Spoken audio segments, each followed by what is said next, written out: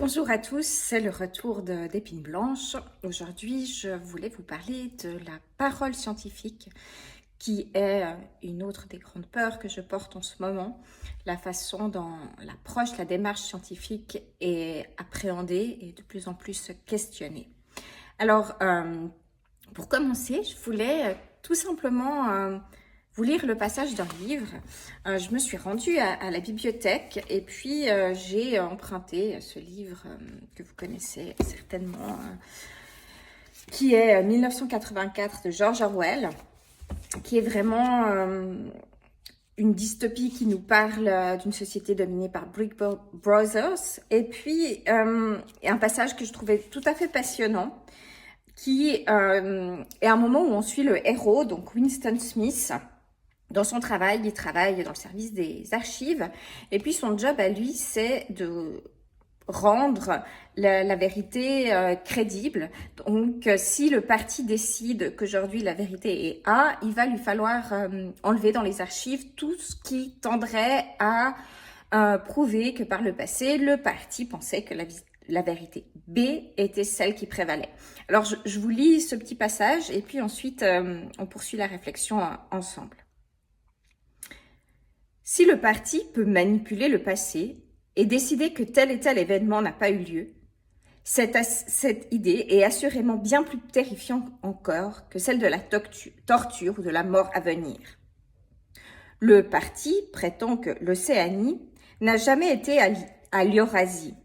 Lui, Winston Smith, sait parfaitement qu'elles étaient encore alliées 4 ans plus tôt. Mais où cette information est-elle déposée ? Exclusivement dans sa conscience, vouée à l'anéantissement à court terme. Et si tous les autres acceptent le mensonge imposé par le parti, si tous les récits concordent avec lui, ce même mensonge passe dans l'histoire et devient vérité. Qui contrôle le passé contrôle l'avenir, clame un slogan du parti. Et qui contrôle le présent contrôle le passé. Or, le passé, devenu altérable, n'a pourtant jamais changé. Ce qui est vrai aujourd'hui est vrai depuis les siècles des siècles. C'est simple. Il suffit d'une série de victoires ininterrompues sur la mémoire. Contrôle du réel, comme on dit en néo-parlé. Double pensée. Donc voilà, je trouvais que cet extrait était tout à fait éloquent. Sur la question des faits alternatifs, comme s'il suffisait de croire pour que quelque chose soit exact et de communiquer à ce sujet. Et on voit là que celui qui a le plus d'influence peut potentiellement influencer une communauté entière. Il peut imposer sa vision des faits et finalement influer sur le cours des choses. Et en fait, il n'en est rien. La vérité, c'est, vous le savez certainement, moi je suis de formation scientifique, je suis une biologiste et je suis très attachée à la vérité scientifique. Vous savez que le statut du fait scientifique est bien particulier. Ça veut dire qu'on considère qu'une hypothèse est valide qu'à partir du moment où elle a fait l'épreuve de l'expérience. C'est-à-dire que dans des conditions cadres complètement définies où les paramètres sont contrôlés, on arrive à reproduire à plusieurs reprises les mêmes résultats et qu'après publication de ces résultats, la communauté scientifique dans son ensemble l'approuve. Alors là, un fait est considéré comme étant validé, il fait consensus pour la communauté scientifique. Et ça, c'est très intéressant parce que ça nous permet notamment de démontrer que corrélation n'est pas causalité. Je vous donne un exemple. Quand j'étais à l'Uni, j'avais un prof de démographie qui nous a donné un exemple que je trouve toujours tout à fait parlant. Il nous disait, au printemps, l'herbe pousse parce que les oiseaux chantent. Alors, ça vous paraît sans doute complètement absurde, mais toujours est-il que si on tente de tirer une courbe, de tirer un graphe, en mettant en X et en Y les variables herbes qui poussent et oiseaux qui chantent, intensité des chants d'oiseaux, eh ben on voit qu'on a une corrélation. Plus on avance dans le temps, plus l'herbe pousse et plus effectivement l'intensité des chants d'oiseaux est présente. Voilà, la question c'est que c'est pas parce que s'il y a cette corrélation que l'un des phénomènes explique l'autre. Et ça, si on crée un design expérimental pour le montrer, qu'on met des plantes dans une atmosphère contrôlée et qu'on des graines d'herbe, on sème du gazon et puis on diffuse des chants d'oiseaux de plus en plus forts, on se rendra bien compte que en fait, ça fait pas pousser l'herbe. Ça paraît évident et pourtant c'est des biais de pensée qu'on a très souvent. Et voilà, donc vous comprenez à quel point le fait scientifique a un statut très particulier qui permet d'attester de la véracité de certains faits sur des bases rationnelles. Et on se distingue en ce titre de ce qui pourrait être une croyance ou une opinion. La croyance, ça serait par exemple de se dire que Gaïa, la planète Terre, Gaïa, berce la Terre tous les printemps et que de ce doux bercement germent les graines. Voilà, là on est vraiment dans quelque chose qui ne peut pas démontrer, on est de l'ordre de la croyance. Et puis si on était de l'opinion, les opinions vont souvent se construire en prenant un petit peu de scientifique, en berçant ça avec ce qu'on observe au quotidien. Et puis, ça pourrait être de se dire, ouais, il me semble qu'au printemps, le vent a un regain d'intensité et que ça fait pousser l'herbe. Après, je ne peux pas savoir si ça s'expliquerait par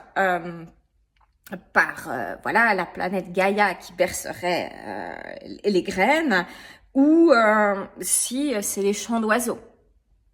Voilà, ça c'est dans le type de... On serait dans l'opinion personnelle. Et ce que je voulais rappeler, c'est qu'au centre de la démarche scientifique, il y a le doute. C'est-à-dire que si vous êtes confronté à des gens qui ont des certitudes, il faut se méfier. Simplement parce que le scientifique sait que son hypothèse, son modèle ne tient tant que il résiste à l'épreuve de l'expérience. Mais l'expérience peut à un moment donné démontrer que le modèle n'était pas correct, que l'hypothèse ne tenait pas complètement, et auquel cas on va accepter de se dire qu'il y a certainement une autre manière d'approcher la réalité et de l'expliquer. Et ça, je trouve que c'est hyper important dans le regard qu'on peut porter aujourd'hui sur les choses. Vous savez que outre-Atlantique, le travail des scientifiques est largement menacé. Il y a certains termes qui sont désormais complètement interdits, donc des financements à des recherches qui ont été bloqués dans les champs de l'inclusion, dans les champs du réchauffement climatique, dans le champ de la dégradation de la biodiversité. Et c'est grave, simplement parce que un gouvernement a décidé que ça fonctionnait autrement. Donc voilà, moi je voulais juste partager avec vous ces réflexions que j'ai eues en me replongeant dans le bouquin d'Orwell et puis en revenant un peu sur le bagage scientifique que j'ai pu acquérir.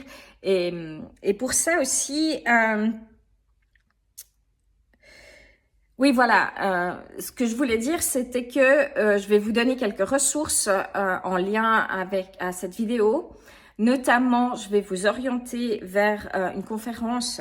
Alors, j'ai noté le nom de la personne, c'est Gérard Bronner, qui est un sociologue à la Sorbonne et qui donne actuellement un cycle de conférences qui est partagé en ligne, qui est passionnant, qui s'appelle « Développer son esprit critique face au monde de la désinformation ».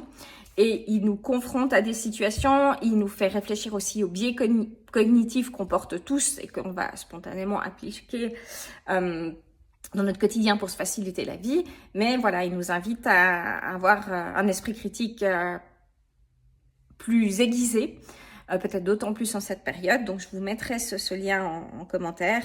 Et puis, je voulais encore vous dire que, effectivement, la vérité scientifique est les faits scientifiques, elle a cette comment dire? Oui, elle elle se prévaut de pouvoir tendre à l'objectivité et à l'universalité, ce qui n'est pas le cas des croyances, même si tout le monde peut être amené à croire, mais au final, ça peut être une manipulation puisqu'on va être au service d'intérêts de capitaux ou de groupes de pouvoir. Donc, voilà, j'avais juste envie de ce partage-là.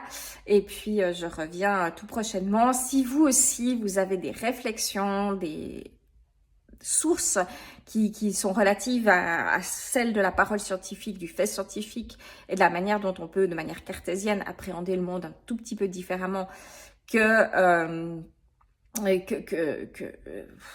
le déferlement d'informations continue sur les réseaux sociaux qui ont tendance à nous plonger dans une bulle, alors je vous invite très volontiers à le partager avec nous. Voilà, je vous souhaite une belle suite de journée et puis à bientôt. Ciao, ciao!